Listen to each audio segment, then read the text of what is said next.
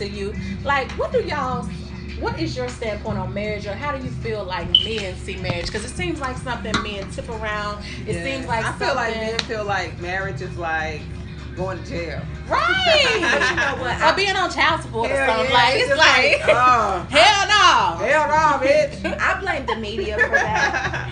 Because, you know, nowadays everybody looks at it as like a contract that you sign. Oh my God, girl, you are saying the words right out of men's mouth. It's like a contract to them, and it's scaring them. However, they're not looking at the bigger picture of it, right. and it's the media. The beautiful thing about the media is sabotaging the thing about like what we look at. The media is sabotaging marriage. It's making it look like, okay, I can get married to this bitch, I can cheat on this bitch, and then I'll just get me a whole nother one. It's not the strong foundation that it used to be. If you get you a man that's from an older school background that understands the morals and the beauty of marriage, then you won't have no problems. But nowadays, they like, what we gonna do that for? We getting a white man involved in our business. Well, can I say this? Have y'all ever seen a situation where, you know, a man is with a woman for a long time, then he gets with another woman, and just like that, they propose, they're engaged. It's something where, you know, it's a situation where they didn't believe in marriage until they met the right one. Do you think the right woman can change that mentality, or has something to do with why men look at it negatively? Not. Absolutely not. I feel like you can never change a person's mindset. They're gonna have to want to change that for themselves. And no matter, you might be a good influence on them to kind of make them open their mind to it, but as far as like changing their standpoint, I don't feel like you can. They're gonna have to get to that point on their own. And it could be that, you know, that woman that he was with for so many years didn't give him that drive or give him that push or have that standard held above his head that new woman have. Because every woman have their own perception on what they want, what they will accept, and what they ain't gonna have. And you can propose to a bitch, don't mean you gonna marry her. Oh, that's true. Sometimes, okay, this bitch ain't with that. She with the, you gotta put a ring on it to get some of the cat. You gotta do X, Y, and Z. Okay, I'm gonna do X, Y, and Z, bitch, and if I don't like you, I'm gonna still do. Because you know that people do stay proposed to for so many years. And that's another question. And then wind up getting them divorced. I mean, wind up separated before they even got married. I have a question for y'all. So, how long do you intend on being proposed to with your man before you say, okay, when are we gonna set our day? Engagement period. No more than a year. You wanna be? Once you put a motherfucking ring on my finger, it's gonna be no more than a year that we're engaged, because if it's more than a year, I feel like it's gonna be something that's gonna be lingering on forever. And to be honest with you, I would even say less than a year, because it don't take none to go to the fucking courthouse. What you're waiting for is a reception for your guests and for your people. It don't take nothing for you to go to the courthouse and get married. Because you got to do that paperwork anyway. Exactly. Well, what about this? Okay, you got somebody, you've fallen in love. Y'all may have not known each other for an extremely long period of time, but you just got that connection and you want to lock this person down. You don't want anyone else to have them. So you propose, and you can spend, you know, your engagement getting to know each other and learning each other. I'm going to tell you this. Is that a bad thing? I'm going to tell you no. Lady Chris is looking like, I know you fucking like, I'm over that. Hell no, fuck that shit. I'm going to tell you no. It's some things that I have to see about you, because I feel like short situations can get you in a long-term situation that you can't get yourself out of when you're going through the phase. We got to go through these phases together. I got to love you. I got to hate your ass, then re-love you again before I can say yes. That might take a few years. I'm bipolar. So you never know. You know, I hate it to be a situation where us women feel like we're stuck in this situation where we're expected to be a wife, act like a wife, but we ain't a wife though. You know what I mean? But see, the thing about it is that you do not have to be. What's the saying? You don't do wifey shit for somebody that's not your husband. Well, you know what, ladies, I agree with y'all there, but at the same time, it's good practice. Let me tell you something. Because, honey, when your girl get married, honey, she is together. Let me tell you something. Honey, Lady Chris is prepared, honey. She cooks, she cleans, she does it all. Well, why is it? Good practice. But no, I get it. I get exactly what y'all saying, but at the same time, it's like, just don't do wifey shit for a fuck nigga. If he a fuck nigga, hell no, he don't get no wifey duties. But you know, if he ain't a fuck nigga, if he treats you right, but you know, he just ain't there yet mentally, We're not. Good. It's true.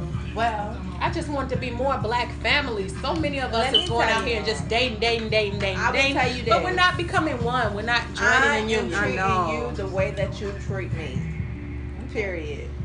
If you randomly, I don't fucking like flowers, but if you randomly send me some flowers, I want to be on your mind. I want you to be spontaneous. If you be spontaneous, and you got to understand that I'm a working woman. I'm not going to be home every fucking day. It's going to be days that you ain't going to see me. But you know what? You know I'm coming home. When I come home, I want you to be put and vice versa. Mm-hmm. You know what I'm saying? Right. That's just what I want. And I want you to randomly send me some shit. Preferably some edibles, because I don't really care for flowers, but I want you to randomly do some shit. That's what like edibles, honey. But see, because we as women, we are drilled to just please, please, please. But that's so true. I feel as though we have to start taking that pleasure, because at the end of the day, when them motherfuckers leave, we the only ones that we feel like we take the loss. That's true. And we need to stop doing that, honey. Grab your balls. Well, ladies, okay, let me segue into this. Speaking of pleasure, I saw a post on Facebook, and I had to share it via our Queenz of Shade Facebook. If you're not liking or following our page on Facebook, the Queenz of Shade, I don't know what you're doing. Pause, stop, rewind, do something, and go and do it. So, what I shared a post was, it says, ladies, your man works hard daily and goes to sleep every night without having sex. Are you okay with that? What's your standpoint? Do he need to wake the fuck up, or are you understanding like, oh, okay, my babe works hard, or is it like you need to get your rocks off as well? Girl, I feel as though that, I mean, you know, I can be understanding sometimes, but you know, hell no, bitch. Wake your motherfucking ass up. Wake your ass up, Lucky Charm. Right, and get with this shit, for real. That's true. We got needs. Women have needs just like men do. We're just as sexual, honey. We need to be fulfilled. Right, and if you ain't doing it, then... Well, I have to start all over, so... Listen. I'm learning new things. Okay. I'm learning new things, you know. I be tired sometimes. I got 2 kids. I know, sir, but so like I be tired. You cannot never send a man out hungry, and that goes for more than one thing. You know what I mean? I mean, I feel as though if I don't send your girl out hungry either. If I toot to the side, you better get with it. Right. Sometimes I ain't gonna feel like jumping on top or doing all of that, because I'm a working woman, just like the same with him. I feel like if your man is laying there, you want something, you already know what to do. Show him what that mouth do. Wake that ass up. Right. Pretty much. And ladies, I also feel like, yes, we are working women. You know, we got a lot going on with our businesses and still out here working, trying to get it. Mm-hmm. But you also have to take time for your man. He got to take time for you. Y'all have to take time for each other. Get into that whole, you know, mode and whatnot, and, you know, even if keep you that connection going. Even if you're tired, that's the sacrifice that you have to make. You know what I mean? To keep this relationship strong and to build that bond that y'all need to bond in order to grow. What I think is so sexy, and I'm actually hint y'all. It's in something that I'm writing right now. It's the fact of when you have 2 people in the same household, 2 women and man, woman and woman, man and man, however it may be. You in the same household and you guys are both tired. I think that after long days of work, y'all got children or whatever, y'all get the kids to sleep. I really think that a bath together at least 3 times a week, I think that that's something that may help relationships, because it's this. Y'all get that a bath, but maybe a shower. No, because you need showers. You're not going to be able to have that one-on-one talk time. Well, let me tell you something. What if you got a BBW in the bathroom? Because I know one thing. My ex, he did some very grimy shit throughout the day, and I don't want to be in the fucking tub with him. Okay? Define grimy, son. Indulge. Just like not grimy, like nasty, but just like a construction worker. You know, he fucking like. Well, no, that's what getting clean is fun. Shower. I'll take a shower. Okay, so I want to take a bath with my man. Yeah, every now and then, but not 3 times a week. That's romantic. That can be on a romantic. Sunday. That can be on a Saturday night. And another thing that for the people that are in relationships, I seem to be able to give good advice, but I don't have a relationship. I've been single for a very long time. But I think that when you guys can come together and set a schedule, this works when there's children involved. If you have no kids, you or your partner have no children, it's no reason for you not be able to give each other your time. Now, if children are involved, I will say this. You guys have to make a schedule. You guys have to make a schedule to where, okay, this weekend is the kids, next weekend is us. This weekend that is us, we need to spend a lot of time together. That means no homeboys, no homegirls, no going out, no none of that. Let's go ahead and give ourselves some time. Because the issue happens with relationships is that people are letting the outside world control their relationships. And it's little things that begin to become a nitpicking. It goes from nitpicking to becoming a big problem. So we got to spend that personal time with each other. And if you don't know how to get it in, just to jump into it, go ahead and set you guys up with a schedule and get that going. Life doesn't have to be robotic, but sometimes it has to be. It does. I absolutely agree with you there. And communicate. Like, I can't stress that enough. Like, communicate. You should be able to talk to your partner about literally anything that's going on. And if you can't, then, you know, that's an issue. I feel like your partner should be somewhat of like your best friend. Of course, you may not tell him everything that you tell your homegirls, but I feel like, you know, you should have that communication level. And I absolutely agree with you. When you got a lot of shit going on, when you busy entrepreneurs, you gotta have a schedule. Because ain't no way in the hell we gonna be able to get this in without having a schedule. And I think twice a month is something that is when you can really dedicate, you know what I mean? that whole when you can weekend. really dedicate your time and attention to it. Put the phones down. Take Instagram off. Take Facebook off. When we have our time, ain't no social site. So around those times, y'all, we only got one of the queens is in a dedicated relationship. You know, Lady Chris and I, we are working towards that. So we ain't gonna never stop the content. But I will tell you this: we are for yourself.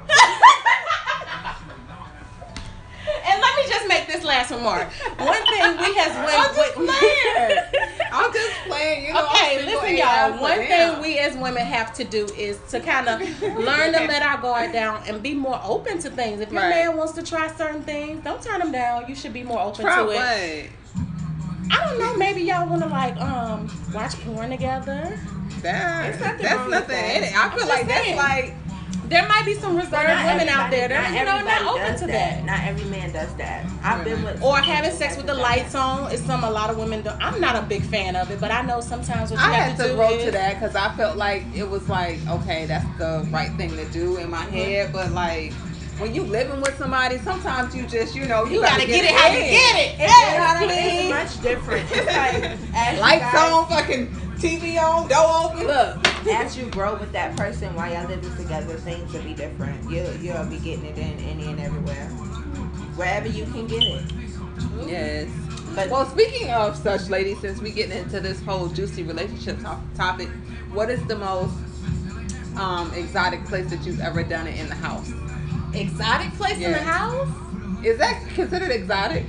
Well, it can be because, you know, when you think of the kitchen, when you think of places like that, that's like not a place a person would normally have sex. I won't say because they'll probably call you sex. I say like a most. Oh my God! What the fuck up, Queen?